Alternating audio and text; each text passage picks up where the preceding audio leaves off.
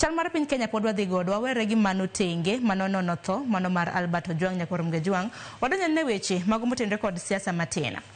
Jatend piny Kenya mano mar abich William Ruto nochamo muma nyakorom Gajwang chieng' tarik 13 dwe mar 9 higa mar 2022. Chopo odiechieng' manyoro jatend piny Kenya norwako ndalo 1000 e apisi. Koro wadwaro loso kotenore kod dongruok mosechwalo rem ma entiere godo dibede nene kanye Agwanda. Ineno ne jatend piny Kenya osetiyo kinyalo miye a scale of 1 to 10 inyalo miye di ndalo 1000 e apisi. Sharon, ipenjo swali matek kabisa. Dongi nyalo nye weche mag telo. Kanyalo ng'eyo kake jatend Kenya osetiyo. Mokwongo adwa mana wacho ni king'iyo manifesto mane giwacho ni gidwa tiyogo. Ichak ing'iyo economy en kake weche mag omenda gi kake ji odak, ichak nyiepo gi kake ing'iyo gik moko.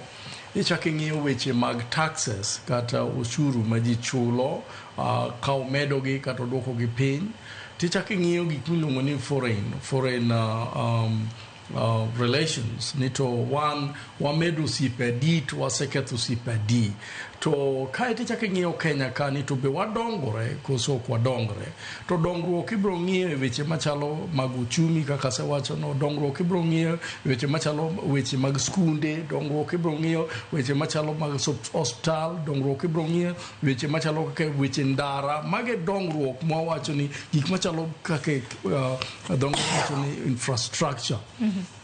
Kae tibiro ng'iyo gik ma koro iluongo ni flagship project mag president mowacho ni ma to e koro gira. Flagship mar president mar Uhuru Kenyatta noweyonwa expressway modhi nyaka airport mokadho nyaka Mlolongo kadhi mbele kocha. Wanyalo neno kawuono. Ochako kelonwa SGR wanyalo neno kawuono. To kane President Ruto odonje telo, an mokwongo aparo kake Michael Agwanda ni kano donje telo no chalo na ng'ano mano kung'eyo ni odhi donje telo. Kendo no chalo na ng'ano ma manifesto duto mane en go ka no kita kanyo ni wakita gigi mondo onen maler kabisa. To ka wachopo kucho to be nwatim gini.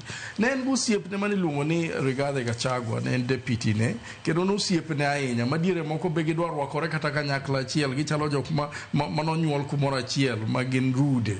Bang' mano waneno ka gik moko ok obedo maber ahinya higa mokwongo nikech imulo kacha to waneno ka taxes dhi malo. Higa mar ariyo wachako waneno ka koro taxes kendo chako dhi malo ahinya. Higa mar adek, higa mar ariyo no to koro waneno ka odhi malo ma koro ji odhi on the street. Kato wachako waneno ka weche mag siasa be odonjo parliament kacha matek kabisa ma wane minority, jogo wacho minority, wane majority. Inwang'o ka telo ne nochako gi shida mang'eny. Kaeto higa mar ariyo kendo telo chako bedo gi shida mang'eny. Kaeto kawo gimiluongo ni affordable housing ma be ne onge e manifesto ne ahinya moketo mbele kabisa ma kendo igero gik moko mang'eny kabisa. Ka wadwa jaje on affordable housing anyalo wacho ni otimo maber, inyalo miye 8 out of 10 nikech waneno ute mang'eny kabisa. Swali maduong' ma inyalo penjori en ni to be ji ne dwaro affordable housing mang'eny kama koso. To kwa ng'iyo weche mag hospital nikech nyaka wajaje gi kake gik motimogo weche mag hospital waneno kowuok e NHIF odonje SHA kendo SHI makoro tiyo sani. To waneno ka weche mag SHA gi ok ber ahinya nikech ywak nitie. Jomoko wacho no tiyo, jomoko wacho ni ok oti. An anyalo mana wacho ni gino to an to aseteme mondo kony na nyathina moro matin to approval chalo mana ni ok bi mayot. Ka koro an ng'amo dhi school kendo ng'at mong'eyo kaka fil gigi to approval mar nyathina mar golo tonsillitis kende ok nyal wuok. Kare jok mantie village kucha to winjo nade. Mano mara kaka Michael Agwanda. King'iyo weche mag education